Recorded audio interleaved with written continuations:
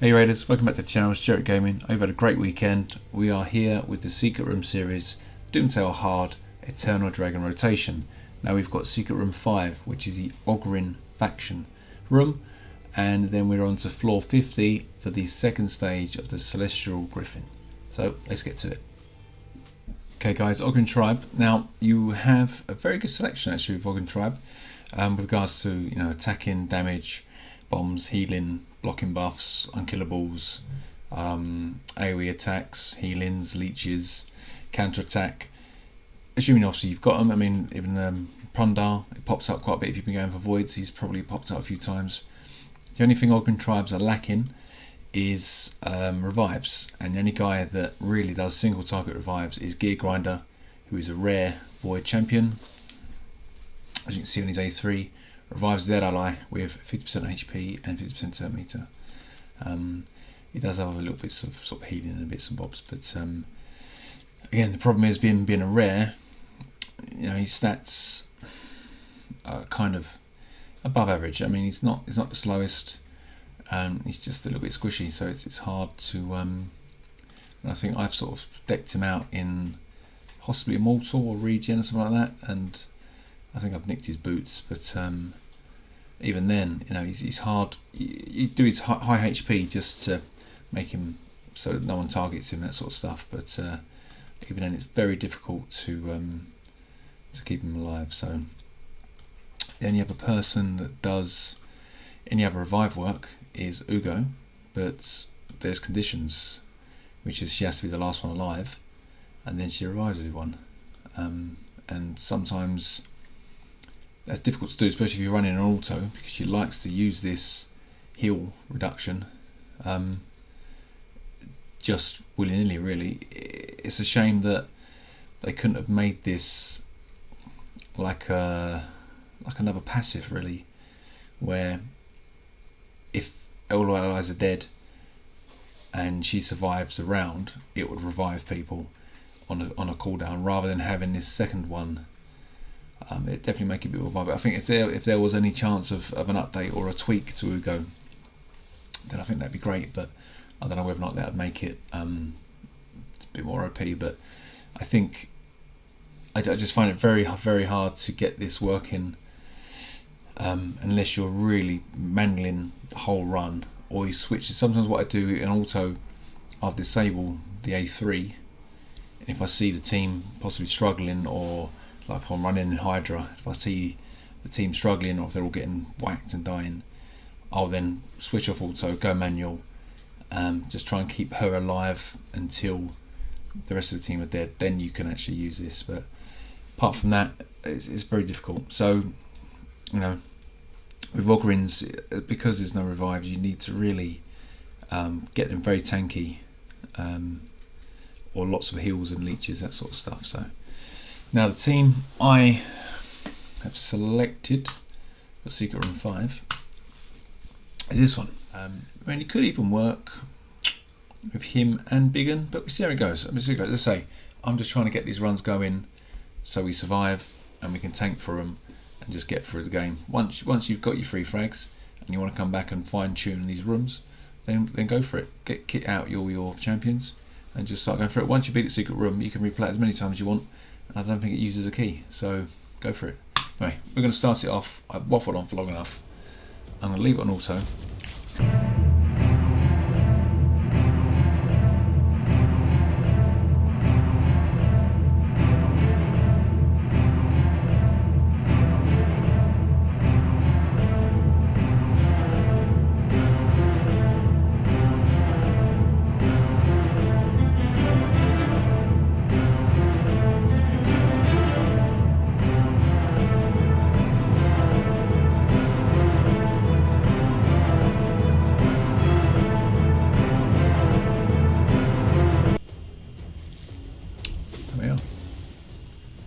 Secret Room 5 done. It didn't use the key, so that's good. So Biggin coming clutch with some nice damage there. Grush did pretty good. Urgrim, some poison damage, lots of good healing. So as you can see, I guess that's from Biggin's lifesteal. Okay, right. Oh, Okay, so he needs some leveling up. Right. Celestial Griffin. From what we did in the first video, because that was the first boss, we ran this team where it was a lot of speed and a little bit of HP damage, max HP damage, and Geomancer. The only thing with Geo is that the Celestial Griffin will strip the debuffs, and as you go further up, they get higher resist and they get faster, do more damage. So Geomancer kind of loses. This is probably one of the only bosses where Geo's not that great. I mean, you can always use him and get the burnout in between the turns where he's not doing his cleanse, that sort of stuff. But if you've got Ninja is it's great. He was made for these bosses, really, for all of Doomtail bosses. He was created to be the boss slayer. So if you've got him, great. Python is nearly. Python is great because the cleanse, the strengthen, the block debuffs, and the A1 HP heal. Seal, once same thing. A1 HP heal, stuns for the adds, bit revive, because you can, especially when you're going through setting your teams up, you will find that there's one that will probably drop. It's normally the damage dealer. I think I put Cold Heart. Oh, why did I put Cold Heart in there? That's not the team I chose. Oh, I deleted it.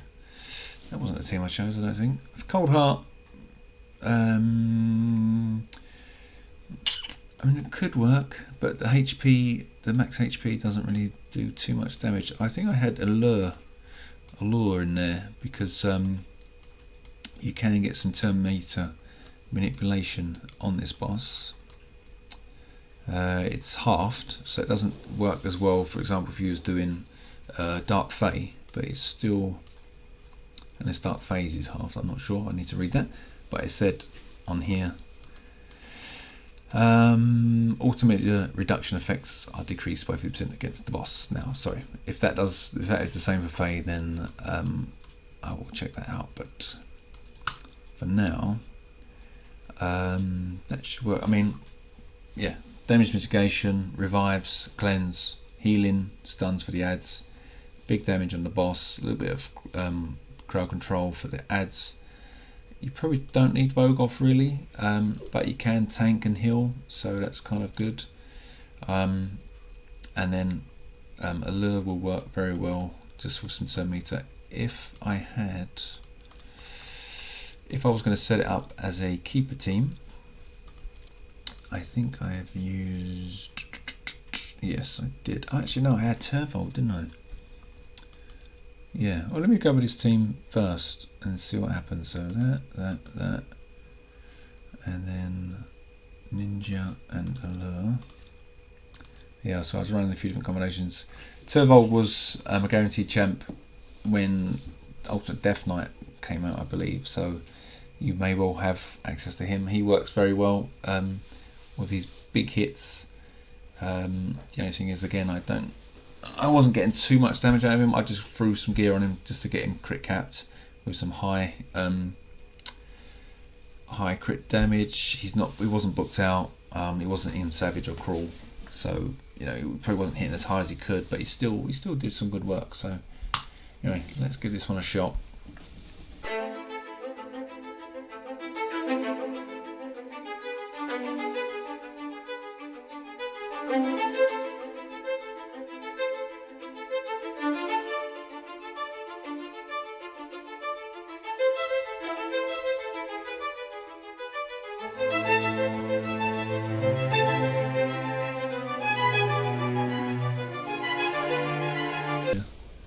Hope you guys have got Ninja. I mean, if you haven't, then I'm very sorry, because he's he is as good as everyone says. He's just amazing. Even when he first came out, I was doubtful.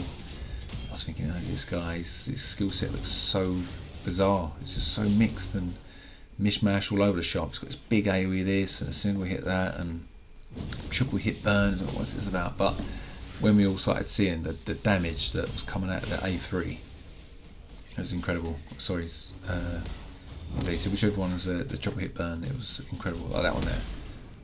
Plus, I've got him with smite, so brimstone. Even now, that the brimstone still just works so well against this boss.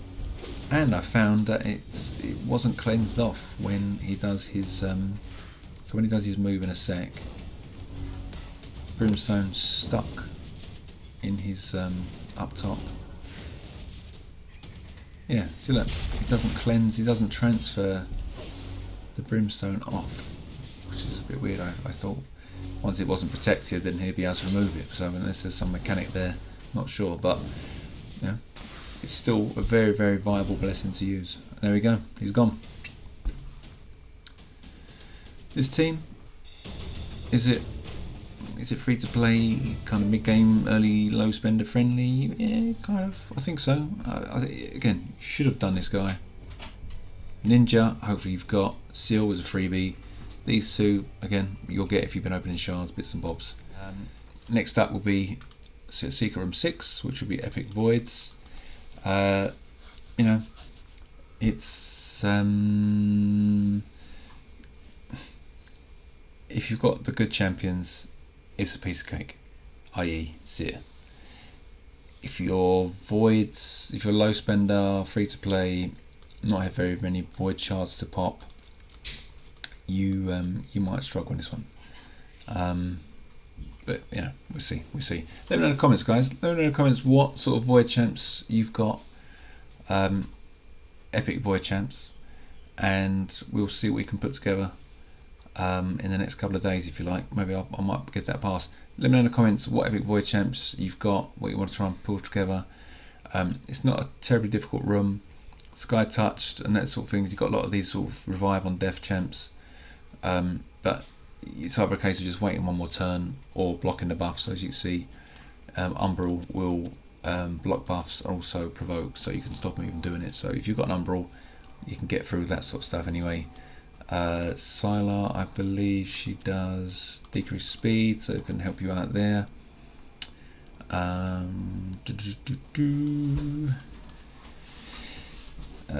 Yeah, Madame will strip them all off. So you know, there's lots of very good champs you can use with the epic voids if you've got them, of course. So anyway, until next time, guys. Hope you have a great time. Hope you've enjoyed the videos. Let me know in the comments.